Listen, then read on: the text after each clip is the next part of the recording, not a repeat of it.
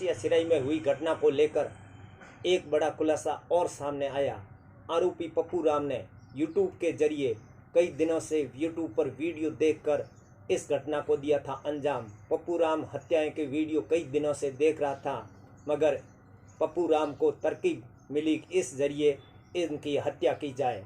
पप्पू राम को पता था कि पुन्नाराम के घर कई दिनों से विद्युत सप्लाई बंद है, इसीलिए पुन्नाराम का परिवार घर से बाहर सो रहा था।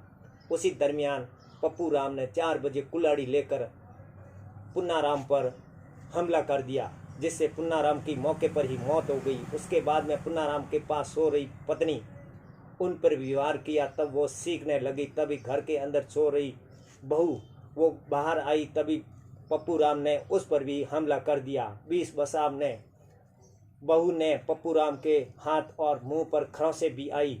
उसके बाद में सो रही 6 माह की मनीषा उस पर कुल्हाड़ी से इतना तेज वार किया कि उसकी पूरी गर्दन की नसें कट गई और कुल्हाड़ी भी टूट गई।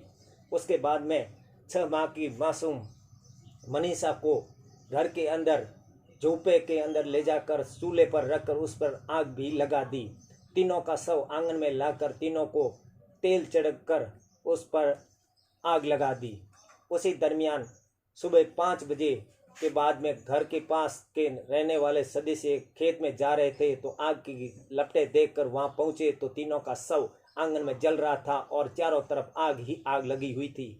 उसके बाद में पूरा गांव वहां इकट्ठा हो गया और पुलिस को सूचना दी और पुलिस मौके पर पहुंची। तब तक पूरा जलकर नष्ट हो गया था।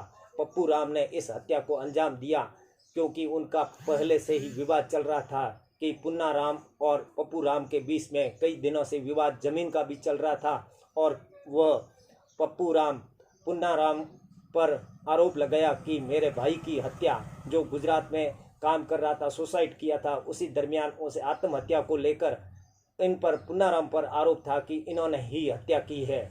इस बात को लेकर कई दिनों से विवाद चल रहा था। इस विवाद को लेकर ये यूट्यूब के जरिए इनको मारने की साजिश रखकर यूट्यूब के माध्यम से इन घटना को अंजाम दिया।